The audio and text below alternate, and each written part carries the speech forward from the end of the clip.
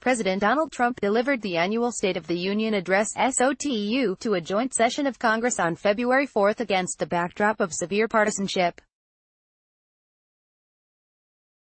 The 35-day government shutdown, which was the longest in American history and postponed the SOTU by a week as the address became a political football, guaranteed the speech would focus primarily on domestic policy.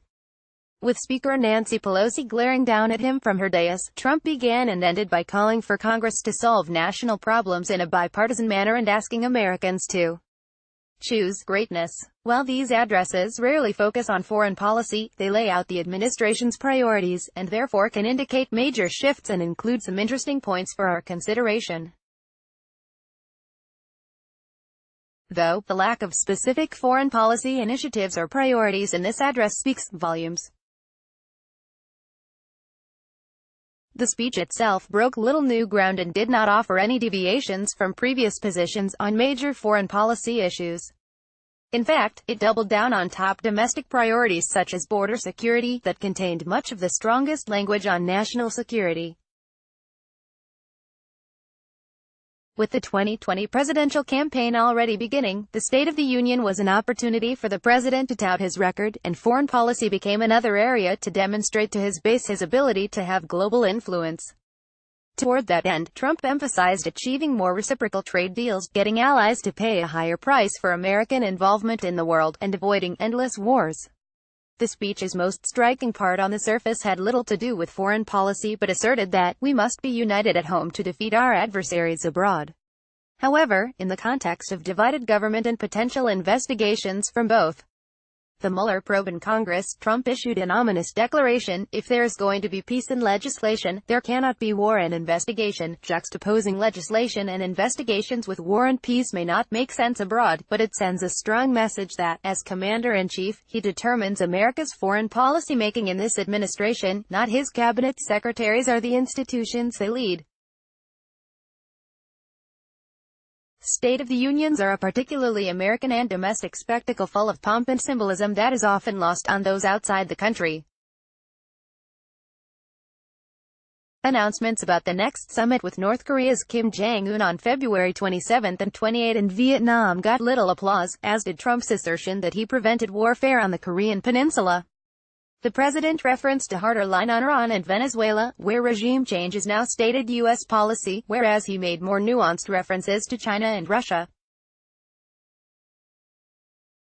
In many ways, the symbolism of President Trump's guests, including World War II veterans, a Holocaust survivor, and his American liberator, provided the most powerful visual of America's enduring foreign policy legacy. The president added, "No force in history has done more to advance the human condition than American freedom. Despite this full-throated boast of American greatness, no other administration has been as skeptical about the country's World War II inheritance or the international system that Washington has led." This juxtaposition between the president's SOTU guests who point to American greatness precisely because of its leadership of the international order versus the administration's skepticism of the very institutions that undergird this order has been a central thread running throughout the Trump administration's foreign policy that has led to various tensions between the United States and its allies. Therefore, NATO members can take cold comfort in Trump citing them as an example of the U.S. getting other nations to pay their fair share, because they increased defense spending by $100 billion. Promising that America will never apologize for advancing its national interest, Trump used national security arguments more for his domestic than international agenda. Therefore, whether or not this SOTU has any lasting foreign policy implications will hinge on how well the next North Korea summit goes. However, it's a safe bet that this SOTU will not be remembered for the specific words or initiatives announced, particularly on foreign policy. While many of President Trump's most famous tweets are a more memorable and viral medium for his foreign policy pronouncements, the SOTU's visuals and symbolism point to the source of America's greatness in the world, which transcends any individual speech or president. Joshua W. Walker, Ph.D., at Dirjwalk, is Global Head of Strategic Initiatives and Japan at Eurasia Group, the world's leading geopolitical risk consultancy, and a fellow at the German Marshall Fund's Asia program focused on Japan. Photo credit. President Donald J. Trump delivers his State of the Union address at the U.S. Capitol, Tuesday, February 5, 2019, in Washington, D.C. Official White House photo by Sheila Craighead.